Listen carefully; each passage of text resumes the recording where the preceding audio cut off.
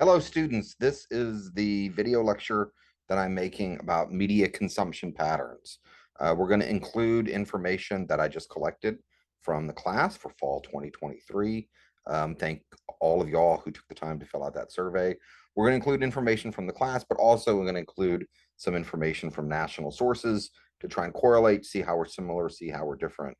There are going to be a couple of video questions. Excuse me, there are going to be a couple of questions embedded in this video, as usual, for a video lecture. And I do realize for this particular week, there are 3 video lectures. Normally, there's only 2. I think Music Week has 3, but just know that there's a lot of stuff up front, but we're going to get into a predictable routine very, very soon. So, all right, I'm going to share my screen, go over this, and do my best to make this both informative and, inshallah, also engaging. All right, without further ado, let's get into this video lecture. Okay, I asked people how much TV do you watch on average in a day? By TV, let's include streaming as well as online, as well as traditional television. And the results pretty strongly. About 43% of the class, at least those people who took the time to participate, said 1 to 2 hours, and then we got between 2 to 4 hours. So right here, between these two sources, most of the class. Oh, and then we got people saying here less than 1 hour. So we've only got 17 people who confessed to watching more than 4 hours in a day. Only 17 people, which is 8%, confessed to watching more than 4 hours in a day. Let's see how that compares to some national statistics. Okay, according to Nielsen, and this is data from the fourth quarter of the year 2022, which is as recent as we can get. When you total all this up, trust me, I did the math. When you total all this up, number of minutes in a day, and we've got TV connected devices, which would be like your Roku or something like that. We've got cable television over here, and we've got traditional broadcast television over here. I will break down the differences between broadcast, cable, and streaming later. But anyway, when you total all this, it comes to almost 300 minutes. I think it's actually 294 minutes, but let's round up and say, it's almost 300 minutes. That's almost 5 hours. Okay. So, according to Nielsen, which is the company that measures video consumption, the average American is watching almost 5 hours of TV a day. All right. Which is much higher than what people in the class are claiming, which either means people underestimate how much TV they watch, or maybe y'all don't watch TV. Maybe y'all are out doing what young people do. I don't know. Just know that Nielsen is saying almost 5 hours a day, almost 5 hours of TV a day. This is from July 2023. Of the video consumption that's going on in the United States, only 20% is coming from broadcast television, and 29 or 29.6% is coming from cable television. Streaming is where most people are getting their video from. Streaming is where most people are getting their video from. I'm not exactly sure what other includes, but it might include things like DVDs or VHS, if you still watch VHS. Um, okay, so favorites for TV. I'm going to show the list in a moment here. But this gets to that long tail theory, which I just explained in the previous video, assuming y'all are watching these videos in the proper order. We used to have a handful, very few number of television channels, so that something like the Beverly Hillbillies could be tremendously popular, or I Love Lucy, or Dallas is the big famous one. Those could be tremendously popular. Now we've got so many options out there that y'all's TV preference is really spread out, and there's not too many things that got more than one mention. But some of the things that were mentioned more than once, Friends, not my favorite show from that era. I thought Seinfeld and Frasier were much better, but Friends is still popular. I understand. New Girl, a couple people mentioned New Girl. Couple people mentioned Breaking Bad as well. I like that show. I did get into that show. And I saw the actor who played Jesse Pinkman. I don't even know that actor's name. I saw him at some Hollywood event, felt compelled to surreptitiously take a picture of him. Euphoria, a couple people mentioned Euphoria as well. Another show that a few people mentioned, yes, yes, yes. No, God! The Office. Yeah, a couple people mentioned The Office as well. Now let me pull out and go over the list so you can see the list. Yeah, here's the whole list. And I realized that in my Google survey, I mix TV and film together, but you can see the kinds of things that, oh, we got New Girl right there, Game of Thrones, The Office, Euphoria. You can see the kinds of things that people are mentioning. Oh, before I forget, someone mentioned this. I had to look this up. I didn't even know what this is. I don't even want to attempt to say the name because I'll probably say it wrong. But apparently it translates as anonymous noise. This is a cool selection. I liked when I learned stuff from the students. Now I'm going to go show some stats from the industry, but I need to clarify a few things. When it comes to television, when we talk about a rating in its most raw, basic form is a percent of television households. It could also be demographic groups. If you said 18 to 49, that means individuals aged 18 to 49. Um, if the industry trade journal like Hollywood Reporter or Variety says within 18 to 49 something got a 2 rating, that means you're talking about that demographic. But in its most raw basic form, we're just talking about households, households that have television or have access to television. And any household that has internet access is considering having access to television, which is not 100% of households, but it's 90 or maybe over 90% of households. So a rating is a percent of television households. Now, a share is also a percentage. However, we are removing from the calculation the individuals who aren't watching television in a given time period. So it's the same data. You're just, are we looking at the entire universe of anyone who could potentially be watching, or are we only looking at the active universe or people who are actively watching television? Here, I will clarify. What is the rating for channel 2? 3 out of 10 homes would be 30%. So if you got this data and someone said, hey, what's the rating for channel 2? Whatever channel 2 was showing, what's the rating for channel 2 would be a 30%. 3 out of 10 is 30%. However, if you asked, what's the share of channel 2? And advertisers are very, very interested in the share. We're now going to remove these 4 homes who weren't watching television at the time period in question. Maybe it's 8 to 9 o'clock at night. That's kind of prime time for television viewing. We're going to remove those homes. So now it's 3 out of 6. 3 out of 6 would be 50%. Okay. So I'm going to show you some ratings information in a moment. But this is what we're looking at: percent of television households for last week of July, which is, semi-current, I guess. This World Cup, U.S. women playing Netherlands, rating of 3.1. That means 3.1 of households in the United States, 3.1% of households in the United States with television watched this game. And then we have the number of viewers here. You add some extra zeros, so that's 6 million, 6.4 million. 60 Minutes news program, which is on CBS. And then we got America's Got Talent. Wow. America's Got Talent coming in at 2.9, then Celebrity Family Feud, and then FBI. I've never seen the FBI. I'm guessing that is a police procedural show. I'm guessing the FBI is a police procedural show. Now, when we look at cable television, cable is distinct from traditional broadcast. Cable has a slightly different model. The top 5 cable shows for this week are all on Fox News.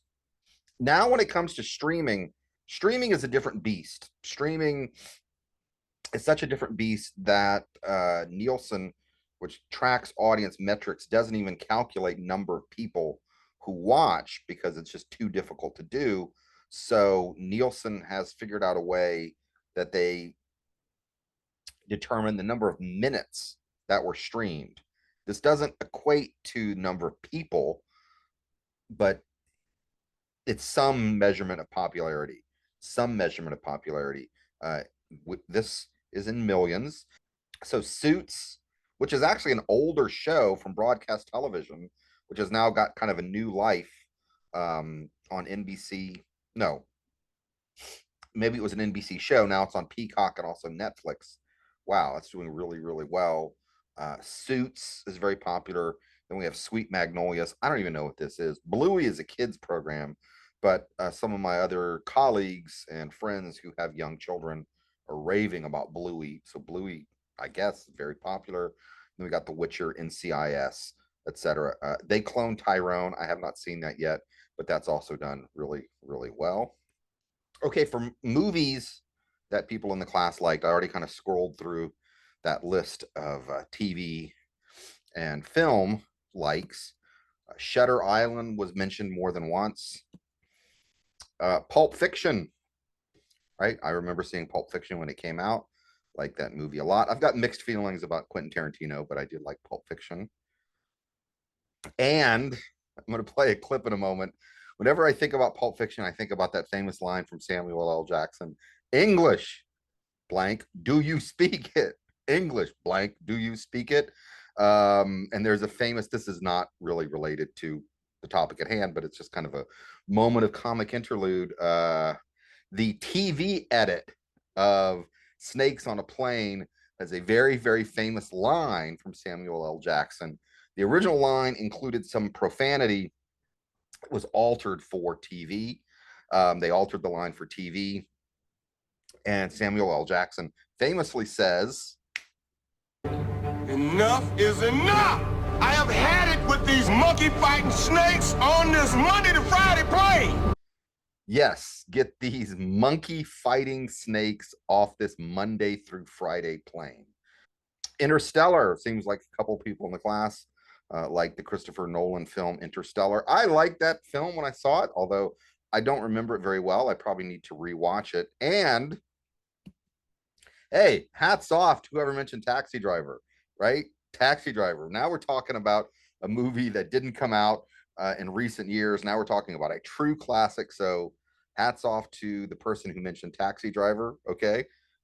And here we have just, it's hard to say what are the most popular films of all time, but here we have the box office results of how much money a couple films have made. The top film so far for 2023, Super Mario Brothers movie, which I liked. I didn't get all the references. My son, he's 21, he sat next to me and was whispering in my ear all the Nintendo references. I mean, I know who Mario is, of course, but he was explaining that. And then we got Barbie. Barbie is over $1 billion, which I really like the Barbie movie, I have to say. And then, Guardians of the Galaxy, also like those movies. Oppenheimer, Fast X. Okay, now we're going to talk about different kinds of media here. Now we're going to talk about social media. What is your favorite social media platform? 39% of people who responded, which was 80 people, said TikTok. Instagram, I was kind of expecting it was going to be Instagram. Yeah, almost half the people who responded said Instagram. And then we got Twitter or X, Snapchat. What do we got over here? One person said they're not on social media. Hey, at least you're honest. Good for you. And two people said Facebook. Okay. Where do you get your news from? Where do you get your news from? 75%. I was fully expecting this. 75% of people said they get their news from social media. And then some other people get their news from sort of online news websites. 17 people said they get their news from friends or family to tell you what is important, which is interesting. There's a media theory called two-step flow that says that media doesn't really affect people that much, but it affects opinion leaders like, your teacher, the head of a household, the mother or the father, maybe your religious leader or something like that, that it influences that person and then the influence flows down. Interesting. Okay. And then 5 people were honest and said they don't follow the news at all, which I think that number is probably higher. I think more people don't actually follow the news, but you should, so that when things happen, when you go to vote, if there's some type of catastrophe, you need to be able to process and have some contextual information to process this. And then, God forbid, we get into another horrific war and there's a draft, and then you're told put on some boots, fly overseas, take a gun, go kill some other people. You maybe should know why this is going on. Okay. So I think it's important to follow the news. And a couple people said TV. All right. I did want to clarify that for people who say they get their news from social media, the news from social media is coming from somewhere else. It's coming from somewhere else. A lot of it's actually coming from a newspaper more than you realize. Social media may be the distribution channel by which it got to you, but social media is not generating original news. It's just a way of carrying it. A lot of it actually does come from newspapers, believe it or not. And now getting into some, I think I took this from another lecture already. Just to repeat, here's some data from August 2022. When you ask people where they get their news from, digital devices could be social media, could be online news, websites, but that seems to be where people are getting their news from. Television is going down a little bit, and then we got radio and print way down here.